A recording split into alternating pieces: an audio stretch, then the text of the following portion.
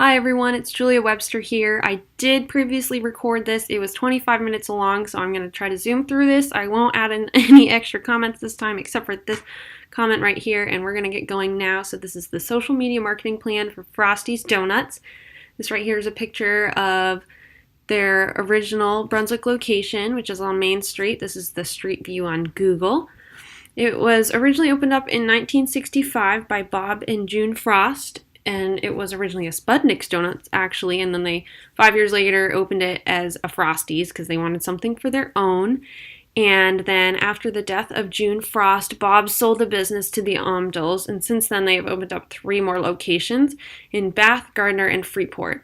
So what do they offer? They offer fresh donuts, local Wicked Joe coffee, and more, which I'll get into later. And currently they're marketing on Facebook, Instagram, and Twitter. Instagram and Twitter haven't been used in a long time, 2015 and 2013, as you can see. And then their Facebook account they only post to about once a month, which is not really good for a business. You want to be more active than that to get your followers involved, and it's just they really need to put in a little bit more effort to see some return from their social media accounts. Another thing is they've been featured in some cool magazines. Here's a quote from Down East: "Nothing crazy or high-end here, just delicious old-school donuts based on recipes created by Frosty's founders in 1965. The pillowy yeast-raised potato dough twist practically melts in your mouth." The stores. So there's Brunswick, Bath, Gardner, and Freeport. Brunswick sells just donuts and coffee. And then Bath, Gardner, and Freeport also sell bagels. And each one has a different clientele. I mean, overall, just we get really anyone. But Bath is actually over by BIW, so we get a lot of Bath Ironworks employees coming through. It's right on their way to work. Freeport has all the tourists for shopping. It's right by LL Bean. It's a great spot. And then over here I have my SWOT analysis. It's important to remember that strengths and weaknesses are what the company is able to control versus the opportunities and threats that are outside forces that Frosty's has no control over. So a couple strengths are they distribute to several Hannaford stores, including towns that don't have a Frosty's location, so other people can get our donuts without having to travel too far. We do take special orders no matter the size. We had a giant order for Bath Ironworks a couple months ago where we boxed up like 300 boxes of donuts, which was crazy, but we can do it. We have experienced bakers, local coffee, fresh donuts made daily. And then weaknesses are we don't have enough staff. It's really hard to keep finding good people, so only one employee works, which can make a longer line. It's not the best situation there, but we do a good job with it, and we try to find good employees. There are inconsistent winter hours, and each store is open different days and times, and it's super confusing, and it's not advertised online, which it really does need to be advertised. There's a lack of social media presence, as I mentioned before, and we don't offer any gluten-free donuts. Some opportunities are our online ratings are fantastic. In the Freeport location, there are cruise ships and tourist buses that bring in tourists, and Bath has Bath Ironworks.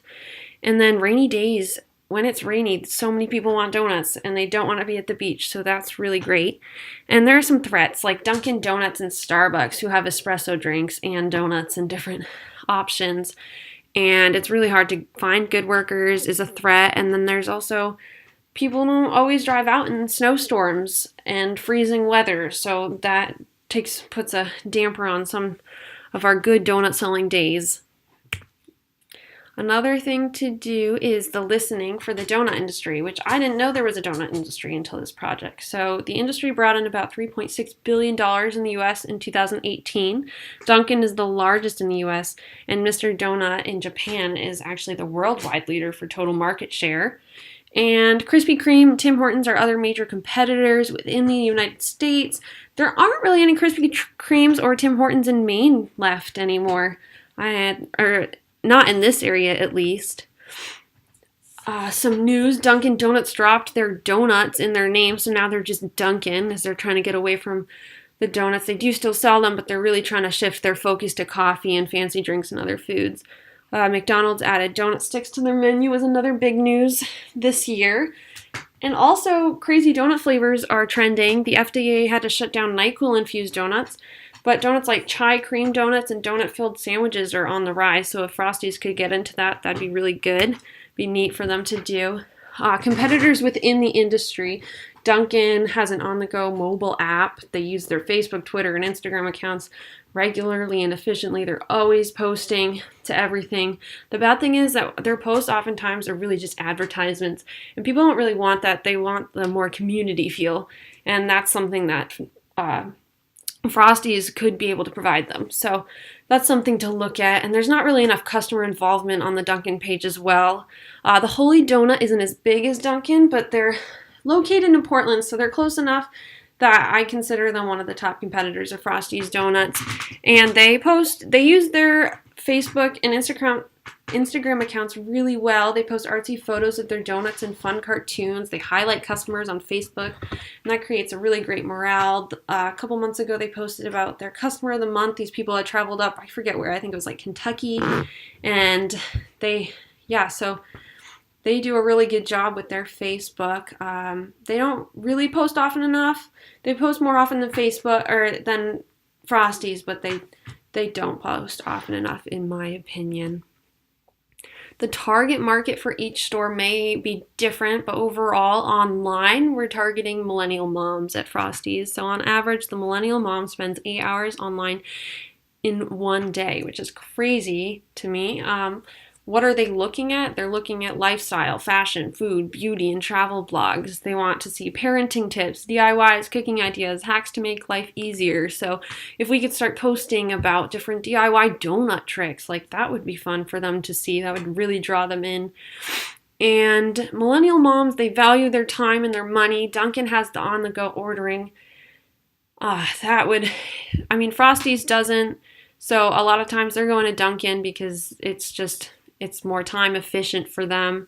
And then the Holy Donut has gluten-free donuts. So if they have sensitivities, we don't really have many options for them. We have one gluten-free bagel, and that's it. And that's not even in the Brunswick store.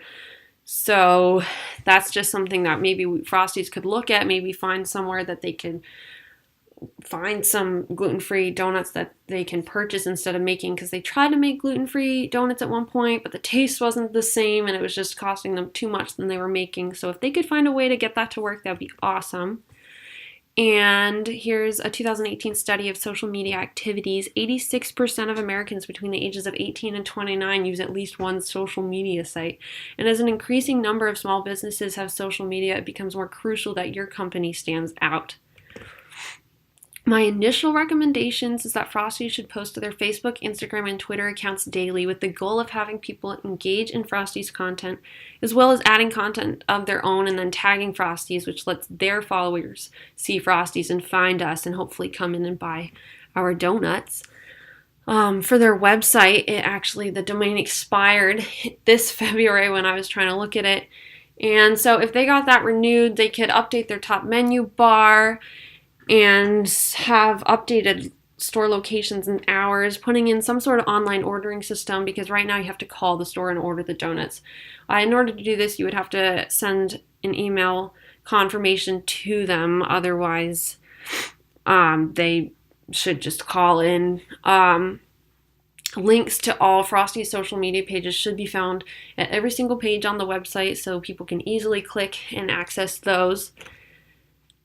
What they should do with their Facebook account, since it is the most used of all social media sites for businesses, and it's a great way for Frosty's community to communicate their community involvement.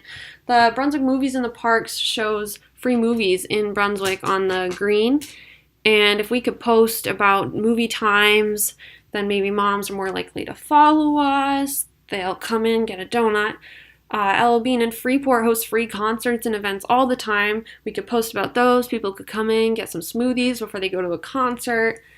Really just to get customers involved with the Facebook site, like which donut filling is your favorite. That might help us even figure out like how many donuts to make for the next day. It could be helpful for us as well as our customers. Posting a picture of your little one enjoying their Frosties donut and tag us with a hashtag #MyFrostiesExperience. Just let's get them involved in the Frosties donuts. And then when a store sells out early, we should really let customers know that, because they're coming out our stores are closed, we didn't have enough donuts that day, and it's just a real bummer. So if we could post that ahead of time, that'd be great. I have some recommendations for Instagram and Twitter. It's really about the same as Facebook. You just want to keep posting, keep posting. Don't just let it go dormant like it is. Tweets with photos are 34% more likely to be retweeted, so get Frosty's followers retweeting. That way everyone can see us. Get the name out there. Post photos of cute holiday donuts and special drinks, funny cartoons, random little donut facts. They'll make people laugh and want to continue following the account. And accounts that rarely post and or are inconsistent about posting do not help the company at all. And at that point, just delete the account. It's not helping you. And then who to follow. I found some great things to follow. Visit Freeport posts different sales that are going on in Freeport, so we could share their posts if we followed them and get people coming into Freeport. Then they'll stop in our store. We're right by the parking lot. On Twitter, the Brunswick School Department, they let people know about random school closings. That might help us target moms and be like, hey, moms or dads, be like, hey, come buy a donut. It's snow day. And then also another thing is a vlogger at the Timber Cross showcases different Maine events through video. And if I actually met him, he came into Frosty's one time. If we could get to know him, have us help him out, you can even pay, like if you pay money, he'll do a promotional video of yours, and then all of his video followers will see Frosty's donuts. Some goals for Frosty's down here on the right hand corner is I screenshotted the Facebook page for Frosty's. This was last month. But really my goals are to watch these, and there's many more that we can be watching. You really would love to go from 6 to 30 new likes on Facebook within a week of putting the marketing plan into place.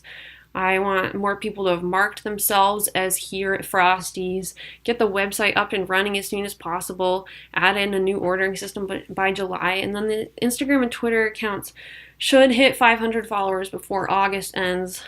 And then finally we have publishing calendars.